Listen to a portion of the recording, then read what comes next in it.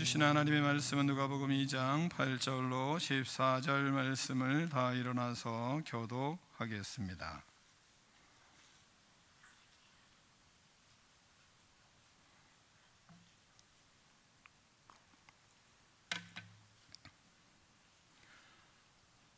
누가복음 2장 8절로 14절 말씀입니다. 그 지역의 목자들이 밤에 밖에서 자기 양떼를 지키더니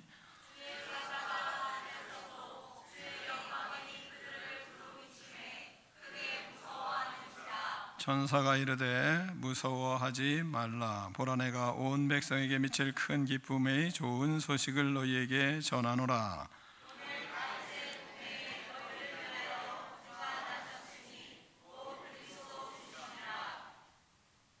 너희가 가서 강보에 쌓여 구유에 누워있는 아기를 보리니 이것이 너희에게 표적이니라 하더니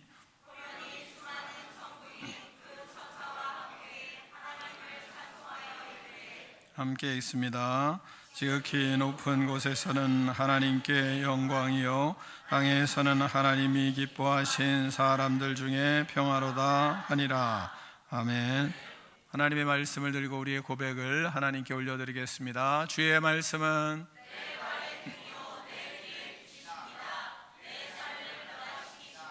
주께서 말씀하신 대로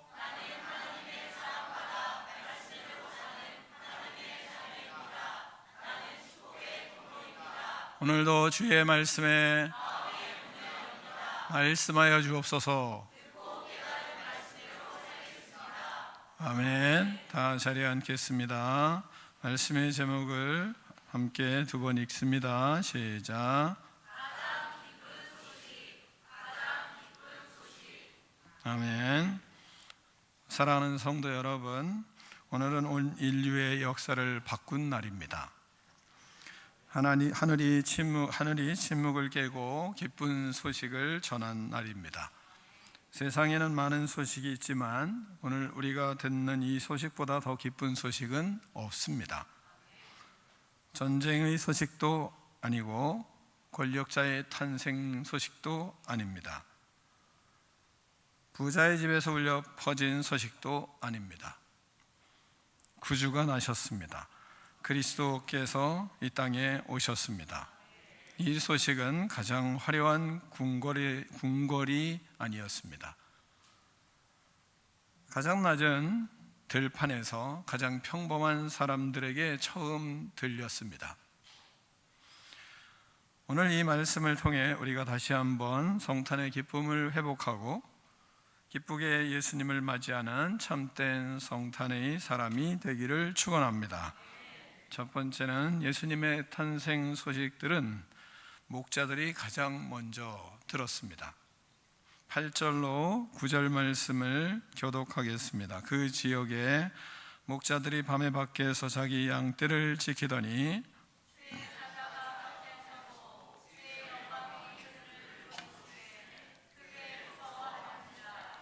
아멘.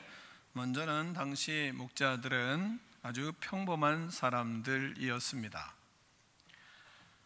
목자들은 특별한 사람들이 아니었습니다. 유목민이었고 오늘날로 말하면 농부와 같은 그런 사람들이었다 말할 수 있을 것입니다. 그들은 세상의 중심에 서 있는 사람들이 아니었습니다. 사람들의 주목을 받지도 못했습니다. 이름이 기록될 만한 위치에 있던 사람들도 아니었습니다.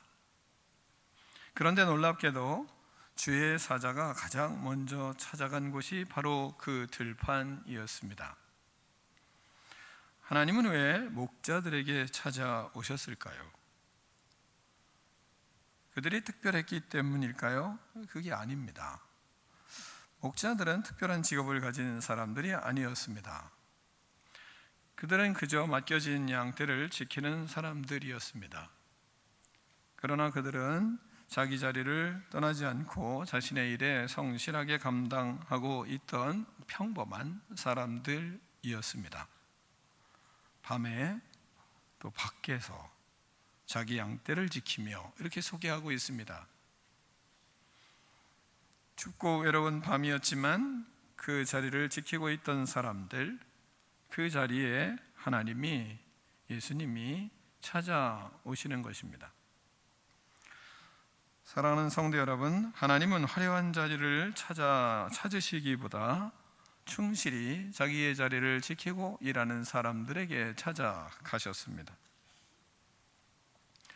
하나님이 찾아오시는 사람은 특별한 사람이 아니라 자기 자리에서 성실히 일하는 사람들이었습니다. 성탄은 우리가 특별해졌기 때문에 오신 사건이 아니라 우리가 평범하기 때문에 오신 은혜의 사건입니다. 두 번째, 하나님의 가장 기쁜 소식은 이 목자들이 먼저 들었습니다. 10절로 12절 말씀을 같이 교독하겠습니다. 천사가 이르되 무서워하지 말라. 보라, 내가 온 백성에게 미칠 큰 기쁨의 좋은 소식을 너희에게 전하노라.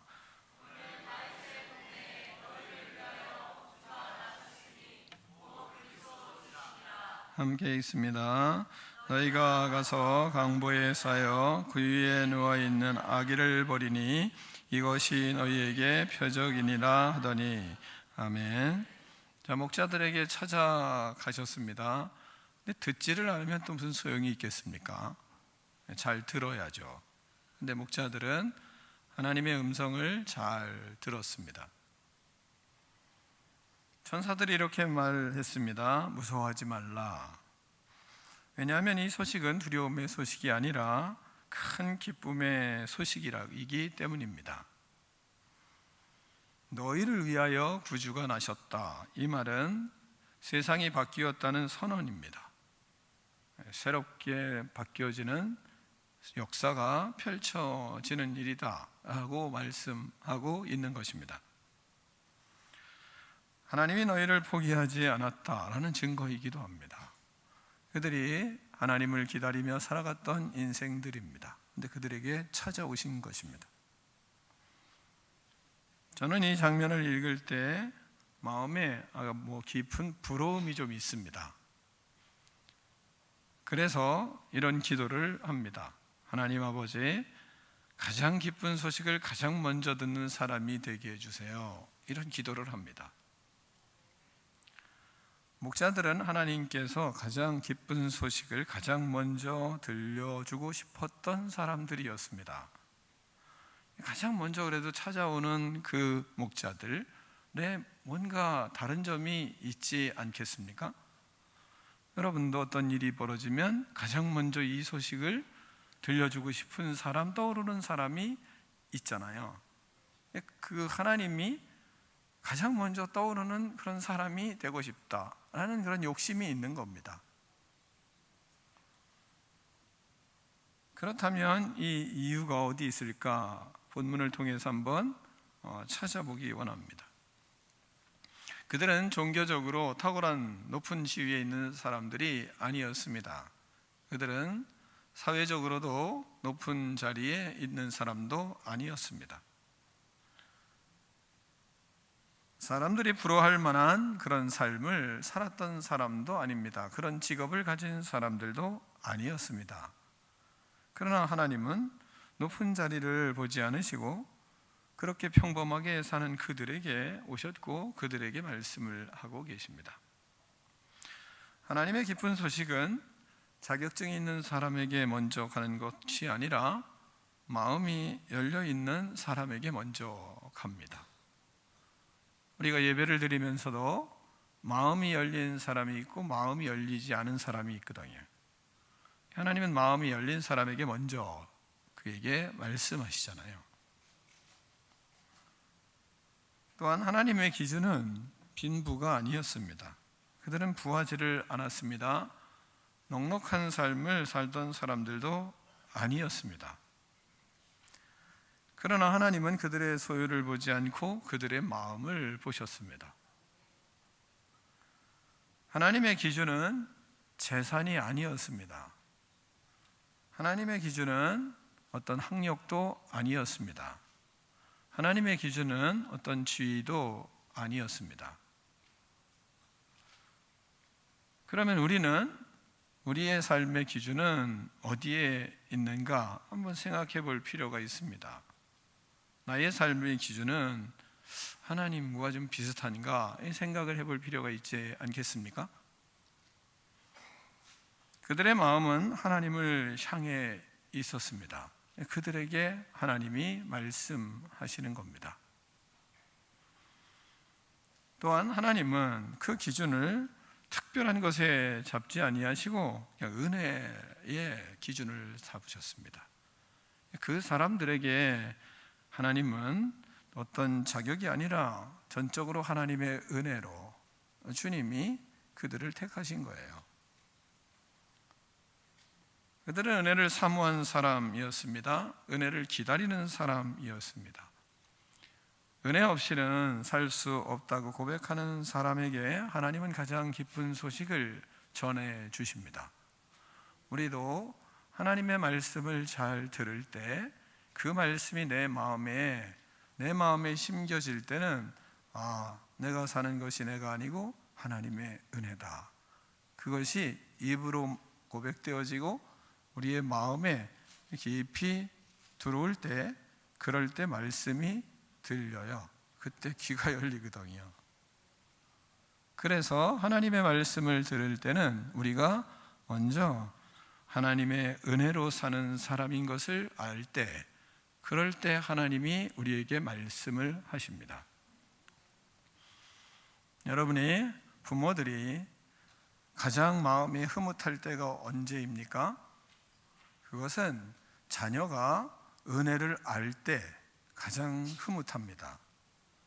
그 은혜를 알 때, 그럴 때 말하고 싶습니다. 은혜를 알 때 자신의 마음을 그 자녀에게 털어놓고 싶습니다. 근데 은혜를 모르는 자식에게는 털어놓고 싶지가 않아요. 이야기하고 싶지 않습니다. 하나님도 마찬가지입니다. 하나님도 우리가 하나님의 은혜로 산다는 것을 마음에 깊이 느낄 때, 그때 하나님은 우리에게 말씀을 하세요. 그래서 우리가 본문을 통해서 깨달을 수 있는 것이 바로 그런 거예요. 이 목자들은 낮은 자리에서 일하며 항상 하나님의 은혜를 받기를 원하고 하나님의 은혜를 알았던 사람들입니다. 그들에게 하나님이 말씀하시는 겁니다.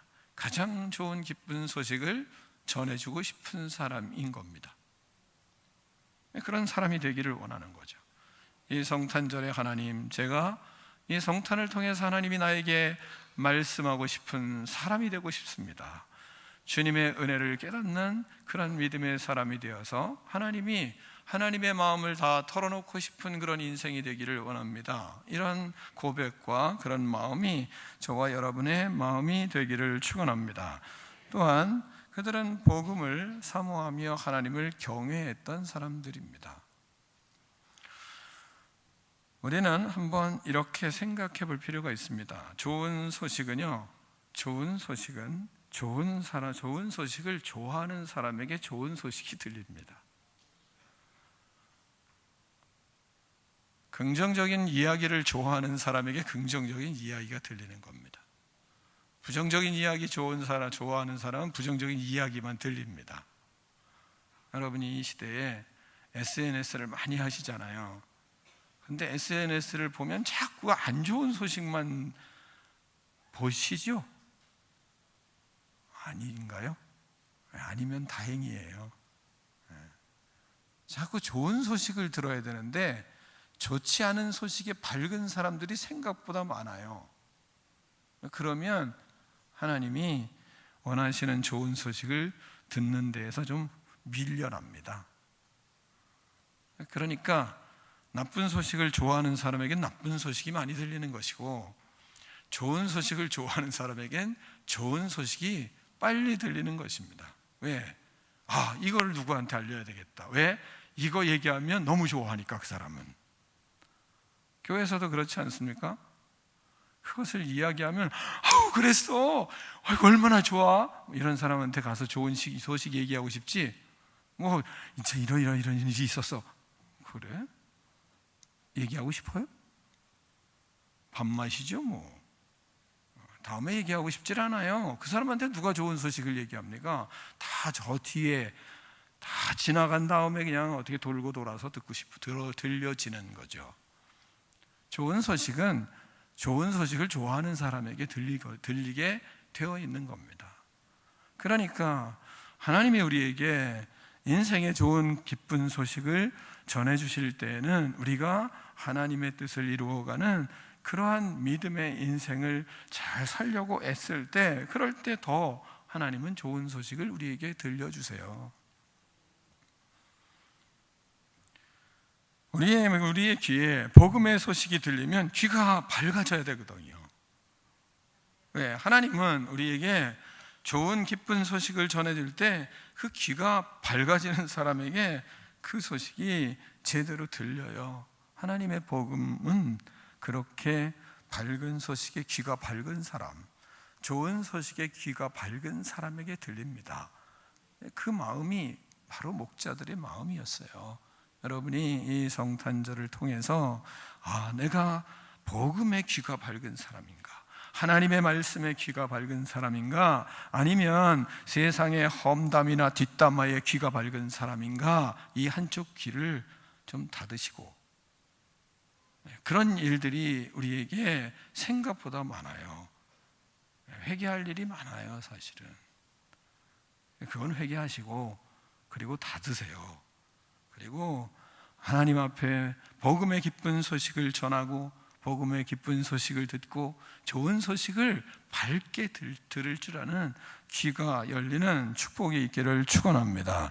그 사람에게 주님이 빨리 다가오세요. 항상 동행하시는 은혜가 그런 사람에게 있는 겁니다.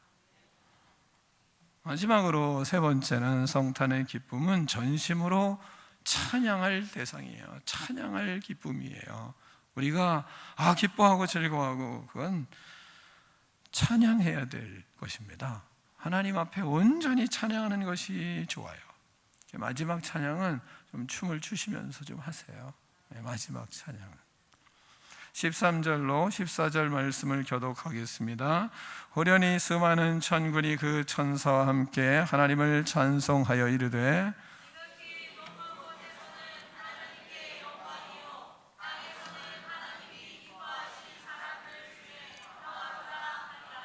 아멘. 한 천사의 소식이 하늘의 찬양으로 이어집니다. 그러니까 전 우주가, 그리고 이 땅만 아니라 온 우주가 하나님의 탄생을 찬양하는 겁니다. 하늘의 찬양이 울려 퍼지는 거예요. 하늘이 열리고 찬양이 쏟아지는 것입니다. 그게 바로 예수님의 탄생이었습니다. 그러니까 우리가 진짜 기뻐할 것에 기뻐할 줄 아는 사람이 찬양하는 겁니다. 찬양은 기뻐할 줄 아는 사람들의 몫입니다. 기뻐할 줄 모르면 찬양 못해요. 세상 노래는 뭐 잘하겠지만, 그러나 세상 노래 잘하는 사람이 찬양을 잘하려면 예수 그리스도로 새로워져야, 그래야 찬양을 잘합니다. 예수 그리스도로 온전히 뒤집어져야 찬양을 할 수가 있어요. 그 찬양이 쏟아지는 것은 하나님께는 영광이 되고 사람들에게는 평화가 되는 이 예수 그리스도의 은혜가 이 땅에 임했기 때문에 찬양하는 것입니다. 하나님의 영광이 회복될 때 땅에는 참된 평화가 오거든요. 우리가 복음을 전하면서도 기뻐하고 즐거워하는 것은 이 복음을 통해서 이 땅의 모든 다 얽혀있던 것들이 풀리고 막혀있던 것들이 무너지는 역사가 그 복음에 있기 때문에, 예수 그리스도에게 있기 때문에, 우리가 복음을, 예수 그리스도를 전하면 그 평화가 오거든요. 그래서 그거보다 더 큰 기쁨이 어디 있겠습니까? 그래서 찬양을 하게 되는 것입니다. 하나님 앞에 주님과의 관계가 회복되어질 때 그곳에 평화가 와요. 그래서 우리는 그것으로 찬양을 하는 것입니다. 놀랍게도 이 모든 일은 궁궐에서 이루어진 것이 아니라 구유에서 이루어졌어요. 진정한 찬양은 화려한 곳에서 이루어지지 않고 후미진 그리고 사람들이 관심이 없는 곳에서 이루어졌습니다.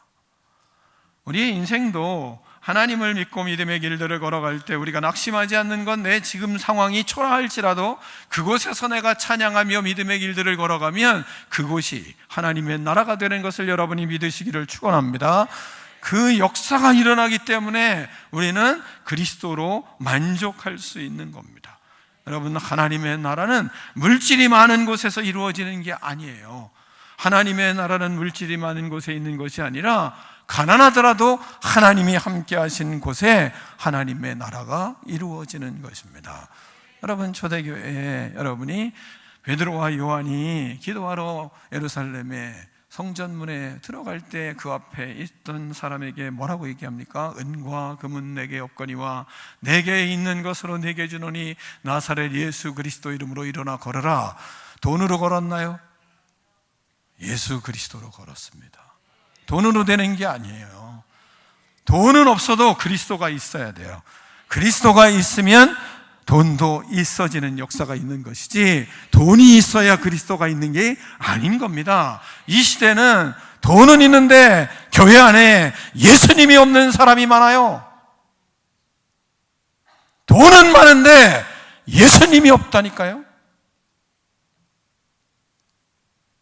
돈은 있는데 그리스도의 복음이 없으면 크리스마스가 무슨 소용이 있겠습니까? 우리에게는 돈이 없어도 예수님이 있는 것으로 만족하는 크리스마스가 되시기를 축원합니다. 그게 시작이에요. 인생의 빛이 나는 것, 하나님의 영광이 나타나는 것은 바로 모든 것이 없어도 내게 예수님이 있는 것, 예수님이 있으면 모든 것을 얻는 것임을 여러분이 깨닫는 그런 성탄절이 되기를 축원합니다. 이 복이 있어야 됩니다. 이 복이. 다른 복이 많은데 예수님이 없으면 그러면 평생 영원히 불 속에서 어떤 인생을 사는지 아시잖아요. 모든 것 다 있어도 예수님 없으면 그건 인생의 애들이 말하는 꽝이에요. 그러므로 우리는 성탄절에 하나님 앞에 우리가 기도하고 주님 앞에서 끝없이 하나님 앞에서 우리가 우리 자신을 돌아보며 하나님, 내가 예수 그리스도가 있나요? 내 안에 그리스도가 계신가요? 내 안에 그리스도를 모시고 내가 주님과 함께 살아감으로 모든 상황이 어떤 상황이 되더라도 만족할 수 있는 믿음을 주십시오. 이런 믿음의 고백이 저와 여러분의 마음속에서 일어나기를 축원합니다. 그게 능력입니다. 그게 능력입니다. 우리는 그러므로 우리의 삶이 궁궐이 아니어도, 우리의 삶이 구유여도 예수님이 계신 그 구유에는 하나님의 영광이 있었어요. 내 삶이 구유라고 할지라도 그래도 나는 하나님 앞에 예수님이 계시니까 하나님, 내 인생은 찬란히 빛나는 영광입니다. 주의 영광 내 안에 있습니다. 이 고백이 일어나기를 축원합니다. 하나님의 역사는 강한 곳에서 있는 것이 아니라 낮은 곳에서 일어납니다. 하나님의 능력은 힘에서 일어나는 것이 아니에요. 연약함에서 일어나요. 겸손에서 일어나는 것입니다. 하나님 앞에 우리는 무엇을 위하여 살아가고 있습니까? 우리는 어디에 목을 메고 살고 있습니까? 우리는 예수 그리스도에게 모든 삶을 드리고 그리스도 앞에 그리스도와 함께 그리스도를 위해서 살아가는 그런 믿음의 인생 되기 원합니다. 이 고백이 이 성탄절에 여러분의 고백이 되기를 축원합니다. 우리가 해야 할 가장 중요한 것, 그러므로 예수님을 찬양하는 겁니다. 예수님으로 만족하는 거예요. 입술만의 찬양이 아니라 우리의 삶이 찬양의 고백이 되어야 되고, 우리의 가정이 그런 가정이 되어야 되고, 교회가 예수 그리스도로 충만한 교회가 되어야 하는 것입니다. 우리가 있는 그 자리, 하나님의 영광이 비춰질 것입니다. 기도하겠습니다. 하나님 아버지, 기쁘고 가장 좋은 소식을 가장 먼저 듣는 믿음의 자리에 설 수 있기를 원합니다. 하나님 아버지, 이 믿음 우리에게 허락하여 주시옵소서. 하나님, 겸손하고 낮은 자로 기쁜 소식을 하나님 아버지 즐겨 듣고 귀가 활짝 열리는 믿음의 인생을 살게 하여 주시옵소서. 하나님 아버지, 주님으로 만족하고 주님이 있으면 모든 것이 있습니다. 주님이 계심으로 모든 역사가 펼쳐지는 아름다운 믿음의 인생을 살고 싶습니다. 이 고백이 우리의 고백이 되기를 소원합니다. 하나님, 우리 안에 임재하여 주시고 역사하여 주시옵소서. 예수 그리스도의 이름으로 축복하며 기도하옵나이다. 아멘.